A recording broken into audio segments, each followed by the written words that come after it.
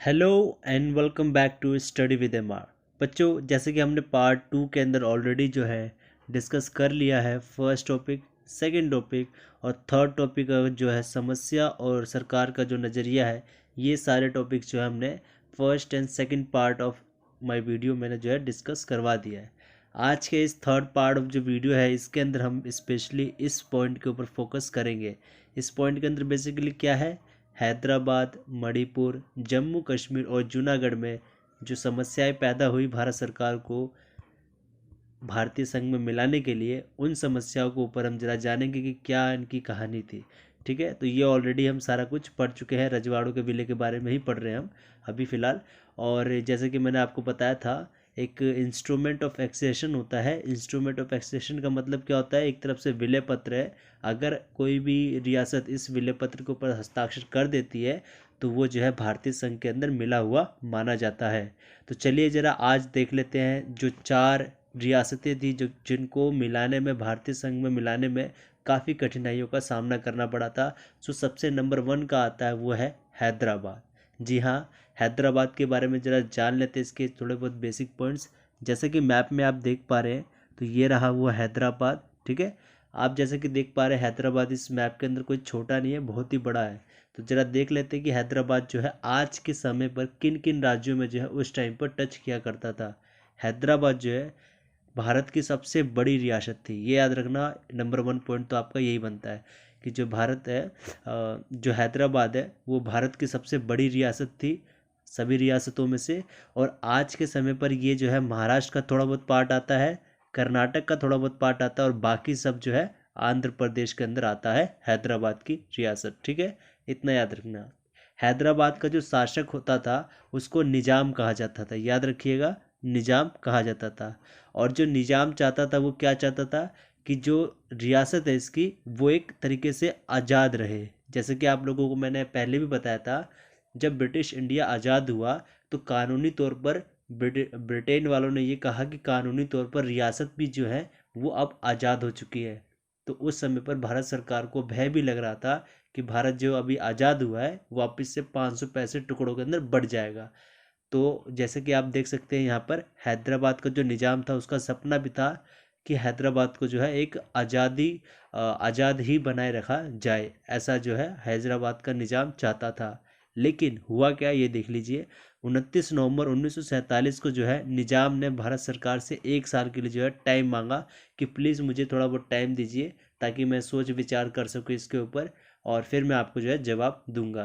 तो उन्होंने जो है विराम समझौता किया था। विराम समझौता का मतलब ही यही होता है कि थोड़ा बहुत टाइम दीजिए, मैं इसके बाद आपको बताता हूँ। और इस विराम समझौते का इसका अर्थ ये निकला था कि 1 साल तक स्थिति जो है 15 अगस्त से पहले वाली ही होगी हैदराबाद के अंदर। तो ये जो है 1 साल तक के लिए उन्होंने साइन बोल लो या एग्रीमेंट बोल लो, जो कि भारत सरकार के द्वारा ये हैदराबाद के जो निज़ाम है इन्होंने भारत सरकार के साथ किया था। ठीक है, लेकिन इस 1 साल के दौरान कुछ ऐसी घटनाएं घटी जिसके कारण भारत को जो है अपनी सेनाएं जो है भेजनी पड़ी थी। तो सबसे पहले जरा जान लेते हैं वो घटनाएं क्या थी। जब 1 साल का टाइम इनको दिया गया तो इन्होंने जो है ना, जो महिलाएं हैं तेलंगाना, ये हैदराबाद की, वो काफ़ी अत्याचार सह रही थी इस निज़ाम की। ठीक है, और जो किसान थे वो भी जो है निज़ाम के अत्याचार से बहुत ज़्यादा दुखी थे। तो इन इन कारणों को देखते हुए जो है, और इसी बीच जो है, जब ये 1 साल का पीरियड जब लिया था उन्होंने, तो किसान तो परेशान थे ही थे, किसान और महिलाएं दोनों परेशान थे ही थे। लेकिन इसी समय पर एक और भी जो है ना गहरा संकट जो है उभर करके आ चुका था इसी टाइम पीरियड में। वो ये था कि कासिम रिजवी के नेतृत्व में, अब ये कासिम रिजवी कौन है, कासिम रिजवी ये निजाम का एक तरफ से कह लीजिए सेनापति है, कमांडर है, जिसके नेतृत्व में रजाकारों ने जो है रियासत में एक गहरा संकट जो है उत्पन्न कर दिया था। रजाकारों को कह सकते हैं आप, इसके सैनिक हैं ये कासिम रिजवी के। ठीक है, तो कासिम रिजवी के नेतृत्व में जो है ना रजाकारों ने जो है इस रियासत के अंदर, मतलब हैदराबाद के अंदर, कुछ ऊट पटांग की चीज़ें जो है करना स्टार्ट कर दी, मतलब बिना फालतू में जो है मारना वारना स्टार्ट कर दिया, जिसके वजह से किसान जो है काफ़ी परेशान थे और महिलाएं भी जो है बहुत ज़्यादा परेशान थी। फिर क्या होता है देखिए, आगे जो है 11 सितंबर 1948 को भारत ने निजाम को एक वार्निंग दी, जिसको हिंदी में बोलेंगे अल्टीमेटम दिया, कि वह जो है ना बिना किसी शर्त के जो है ये जो कार्रवाई कर रहा है उसे हटा दे और जो है हमारे साथ आकर के मिल जाए, नहीं तो उसके खिलाफ कार्रवाई जो है होगी। ऐसा जो है भारत ने एक वार्निंग दिया किसको, हैदराबाद के निज़ाम को। और जब इन्होंने हैदराबाद को निज़ाम को जो ये वार्निंग दिया तो 11 सितंबर को दिया था, तो उसके अगले 2 दिन बाद ही जो है भारतीय सरकार ने जो है ना हैदराबाद को अपने में मिला लिया और निज़ाम जो है भाग गया। ओके, तो चलिए जरा आप नेक्स्ट वाला देख लेते हैं। जो रियासत है हमारी वो देखिए जूनागढ़ है। जूनागढ़ के बारे में भी अब जरा जान लेते हैं। अब आपकी जो सेकंड नंबर की रियासत थी जिसको भारतीय संघ में मिलाने में बहुत ही ज़्यादा कठिनाइयों का सामना करना पड़ा था, वो है जूनागढ़। पहले तो आप मैप में देख लीजिए जूनागढ़ कहाँ पर है। ये जो एरिया है ये एक्चुअली में गुजरात का एरिया आज के समय पर, और इसी गुजरात के इस वाले एरिया को जो है उस समय पर जूनागढ़ का जो है रियासत कहा जाता था। तो चलिए ज़रा जान लेते हैं कि इस जूनागढ़ के में क्या हुआ था एक्चुअल में। जूनागढ़ का एक नवाब हुआ करता था। कौन था? नवाब। और ये नवाब का एक सपना था, एक तरफ से कह सकते हो। इसका सपना यही था कि पाकिस्तान से जा कर के समझौता कर लिया जाए, और ये सपना देख भी रहा था। तो इस सपने को जो है ना एक्चुअल में सरदार वल्लभ भाई पटेल जी ने जो है चकनाचूर कर दिया। वो कैसे किया वो देखिए। सरदार पटेल जी ने जो है ना सेना भेज दी कहाँ पर, ये जूनागढ़ के अंदर। और जब ये सेना भेजी गई तो नवाब जो है ना, जिसका कुछ ज़्यादा ही रुख था पाकिस्तान की साइड में, वो जो है वापस पाकिस्तान भाग गया। ठीक है, और फिर रियासत जो है वो वापस से अकेली बच गई। तो रियासत के एक दीवान थे, एक तरफ से कह सकते हो उच्च लेवल के जो मंत्री होते हैं ना उनको दीवान कहते हैं। वो दीवान ने जो है 8 नवंबर 1947 को जो ये जूनागढ़ है इसको जो है भारतीय सेना को सौंप दिया। और जब ये भारतीय सेना को सौंप दिया गया ये रियासत, तो हुआ क्या कि फरवरी 1948 में एक जनमत संग्रह करवाया गया। ये जनमत संग्रह का मतलब क्या होता है कि जनमत संग्रह का मतलब सिंपल से ये होता है कि लोगों से पूछा जाए कि क्या वो भारत के साथ मिलना चाहते हैं या नहीं। तो उस समय पर जब ये जनमत संग्रह करवाया गया तो जूनागढ़ के जो लोग थे ना उन्होंने भारत में मिलने की जो है इच्छा व्यक्त की थी, और इसी कारण जो है जूनागढ़ को भारतीय संघ के अंदर मिला दिया गया था। कब तक? 31 दिसंबर 1948 को जूनागढ़ को जो है भारत में शामिल कर दिया गया। ठीक है, तो ये आपकी सेकंड रियासत थी जिसको थोड़ी बहुत कठिनाई आई थी। बस जैसे ही ये नवाब भाग गया तो उसके बाद सारा काम जो है आसान हो गया था। ओके, तो चलिए अब जरा थर्ड वाला देख लेते हैं वो कैसा है। थर्ड वाला जो है आपका स्पेशली जम्मू कश्मीर के ऊपर है। तो चलिए जरा जान लेते हैं जम्मू कश्मीर का क्या इशू था। तो चलिए ज़रा पहले आप ये जान लीजिए मैप के बारे में पूरा। मैप जो दिख रहा है आपको ये जम्मू कश्मीर का मैप है।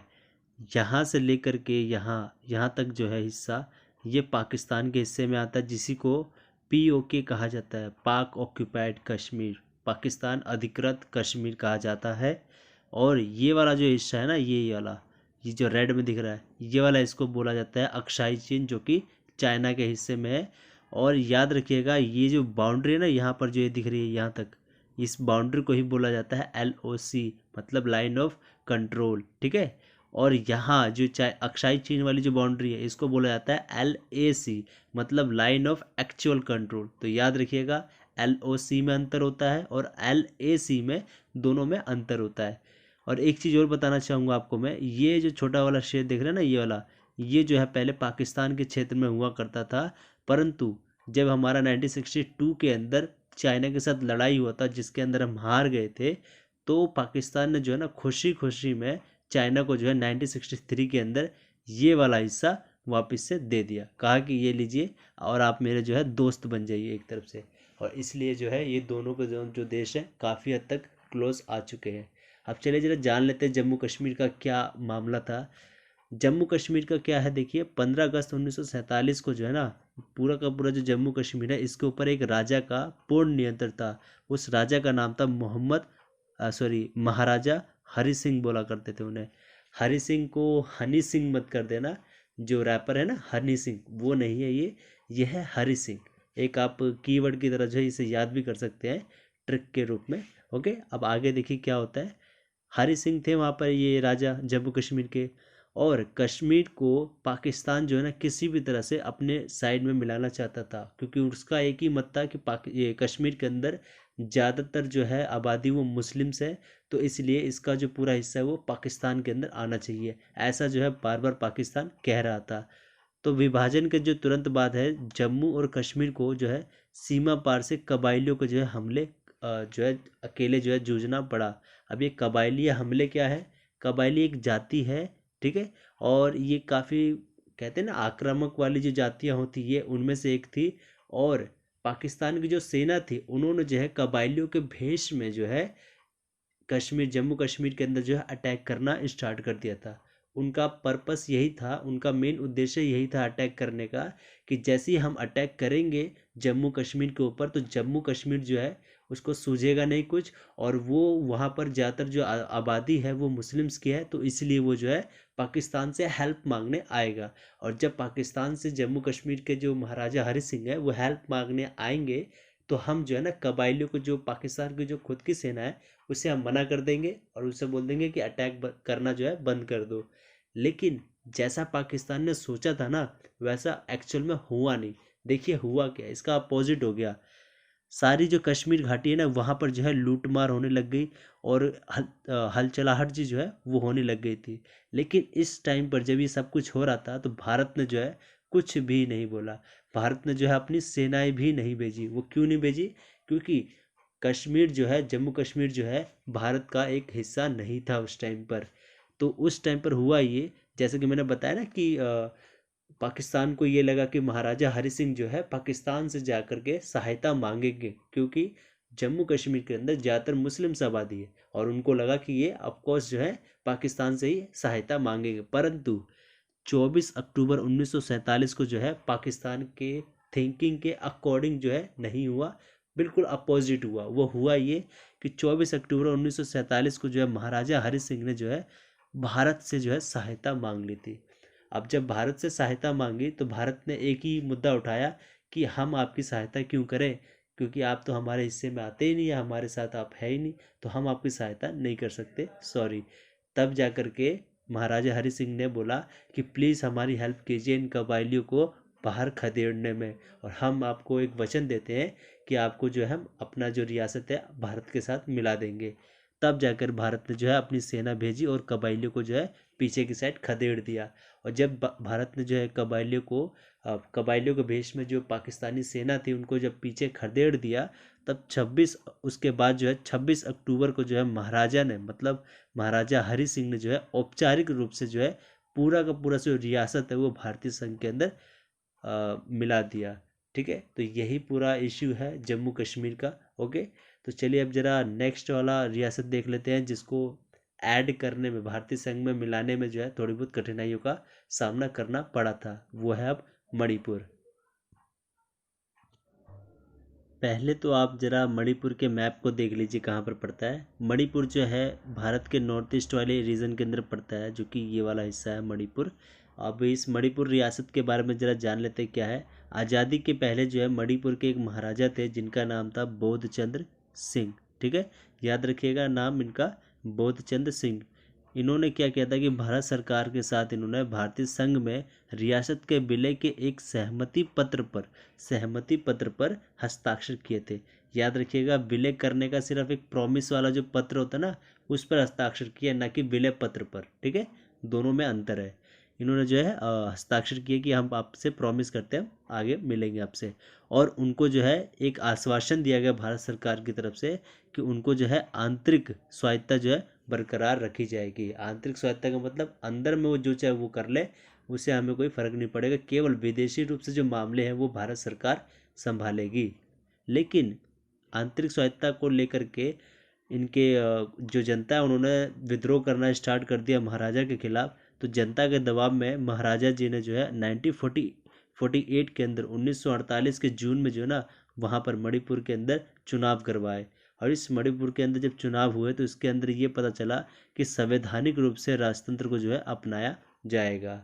ठीक है, अब यहाँ से एक क्वेश्चन बनता है कि पूरे भारत में, याद रखिएगा, पूरे भारत में मणिपुर ही एक इकलौता ऐसा राज्य है जिसने सार्वभौमिक वयस्क मताधिकार के सिद्धांत का पहली बार जो है उपयोग किया था। अगर मैं सिंपल वर्ड्स में बोलूँ तो पूरे भारत के अंदर जब चुनाव हुए भी नहीं थे ना, 1950 के अंदर पहला हुआ था, तो जब भारत के अंदर जब 1950 के अंदर पहला चुनाव हुआ था तो उससे पहले भी एक राज्य के अंदर, एक पर्टिकुलर राज्य के अंदर जो है ऑलरेडी एक बार चुनाव हो चुका था। तो ये क्वेश्चन बहुत बार आया है कि उस राज्य का नाम बताइए जहाँ पर सबसे पहली बार जो है चुनाव हुआ था या फिर सार्वभौमिक वयस्क मताधिकार के सिद्धांत का जो है उपयोग किया गया था या प्रयोग किया गया था। तो याद रखिएगा वो मणिपुर है, ना कि और कोई दे आई मीन और कोई राज्य नहीं है, याद रखिएगा। तो जब ये चुनाव हो गया तो मणिपुर की जो है विधानसभा में विधानसभा बना गई, ठीक है। अब जैसे ही विधानसभा बन गई तो उस समय पर जब विधानसभा में चर्चा होने लगी तो चर्चा में ये निकल करके आने लगा कि भारत के साथ हम नहीं मिलेंगे। मतलब कि भारत के साथ जिन्होंने प्रॉमिस किया था कि हम भारत के साथ मिलेंगे, तो विधानसभा के अंदर इन्होंने चर्चा करना स्टार्ट कर दिया कि हम भारत के साथ क्यों मिले।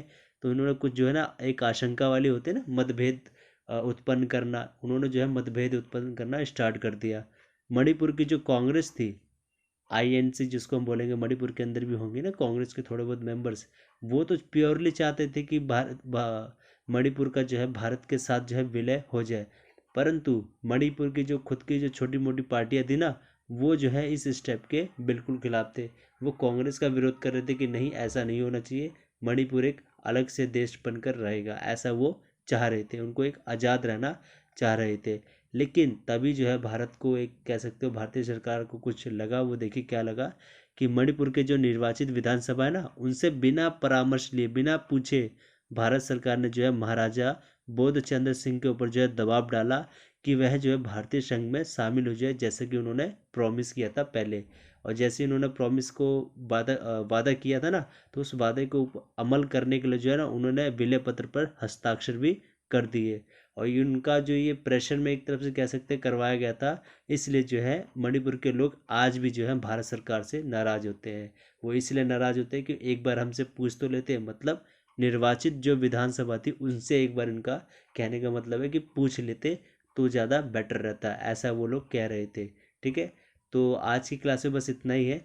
आपको मैंने अब तक जो है, अभी आपको बताता हूँ, ये देखिए अब तक जो है मैंने आपको रजवाड़ों का विलय वाला पूरा टॉपिक क्लियर करवा दिया है।